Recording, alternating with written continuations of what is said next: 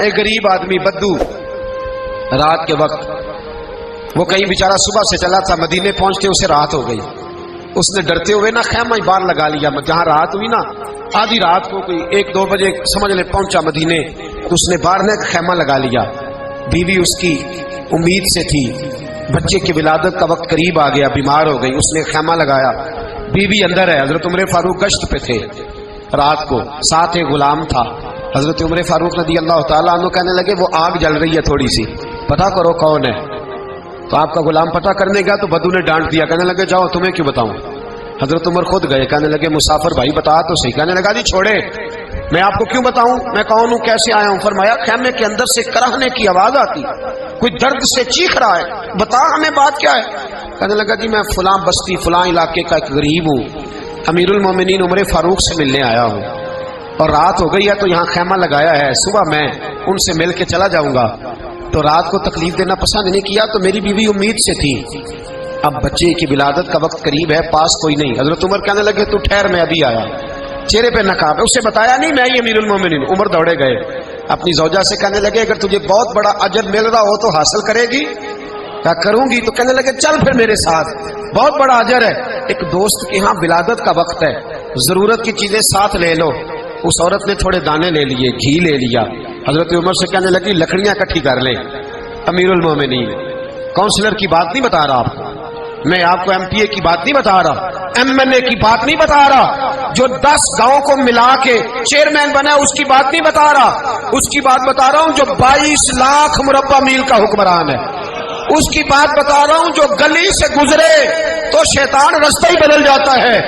اس کی بات بتا رہا ہوں جس کے بارے میں میرے مصطفیٰ کریم صلی اللہ تعالی علیہ وآلہ وسلم نے فرمایا میرا عمر تو وہ ہے کہ 950 سال حضرت جبریل بھی اس کی شان بیان کریں تو عظمت ختم نہیں ہوتی. اتنا بڑا شخص. حضرت عمر نے لکڑیاں اکٹھی کی، اینٹوں کا روڑے لے کے چولہا بنایا، پہنچ گئے. آپ کی زوجہ کہنے لگی یہ تھوڑے دانے ڈالنے، گھی ڈالنے اور ایک لکڑی لے کے اس کو ہلائیں، تیار کریں. خود زوجہ اندر چلی گئی. حضرت عمر بار پکانے لگے. وہ بدو کہتا ہے میں اس طرح کا ان کے ساتھ بہیو کرنے لگا جیسے کو کسی چوکی دار کے ساتھ نہیں کرتا. میں نے سمجھا جی عمر نے چوکی دار رکھے آنے جانے والے مہمانوں کا.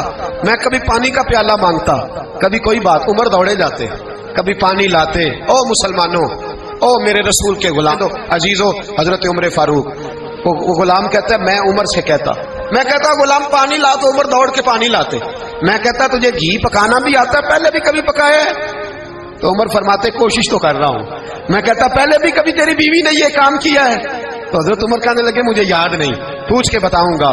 کہتے ہیں کیا رنگ تھا، کیا انداز تھا، کیا مصطفیٰ کی تربیت تھی، کیا انداز حضور نے سکھائے غلاموں کو. یہ کس طرح کا امیر ہے کہ یہ ہنڈیاں پکا رہا ہے، پھونکے مار رہا ہے ایک غریب کے لیے، دیہاتی کے لیے جسے جانتے بھی نہیں. اندر اس شخص کی بیوی کے ہاں بیٹا پیدا ہوا تو حضرت عمر کی بیوی اندر سے بول کے کہنے لگی امیر المومنین مبارک ہو، آپ کے دوست کے ہاں بیٹا پیدا ہوا ہے. جب کہا نا امیر المومنین مبارک ہو تو وہ شخص کہتا ہے میرے ہاتھ کانپنے لگے اور میں اس طرح دوڑا کہ میری پگڑی گر گئی. میں دوڑا تو عمر نے بلایا، کہا کدھر جاتے ہو؟ کہنے لگا آپ امیر المومنین ہیں، آپ امیر المومنین، آپ عمر ہیں. کیسر و کسرا جس کے نام سے کانپے آپ وہ ہیں جسے مصطفیٰ نے دعا مانگ کے اللہ سے مانگا وہ والے عمر ہیں آپ. جس کے لیے علی المرتضیٰ فرماتے ہیں میں روز دعا کرتا ہوں وہ والے عمر ہیں. جس کے بارے میں ابو بکر صدیق نے فرمایا تھا کہ میں اللہ سے کہوں گا مولا جو تیرے محبوب کی امت کے حق میں سب سے بہتر تھا میں اسے خلیفہ بنا کے وہ والے عمر ہیں.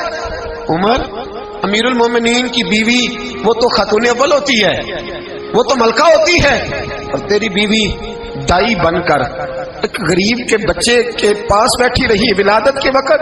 عمر امیر المومنین ہو کے تیری داڑھی ساری دھومے سے بھر گئی تو ڈیوٹی کرتا رہا.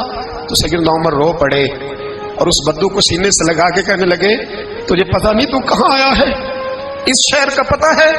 اس نے کہا حضور کہاں ہے؟ فرمایا یہ میرے نبی کا مدینہ ہے، یہ مصطفیٰ کا مدینہ ہے. یہاں امیروں کا استقبال نہیں ہوتا، یہاں غریبوں کے استقبال ہوتے. یہاں حضور نے اس اسٹیٹ پہ میرے رسول پاک نے وہ والا رنگ دیا ہے کہ اب غریب سر اٹھا کے جینے لگے ہیں، اب مزدوروں کو عزتیں ملنے لگی ہیں، اب یتیموں نے سر اٹھا لیا ہے کہ ہمارا کوئی سننے والا آ گیا ہے.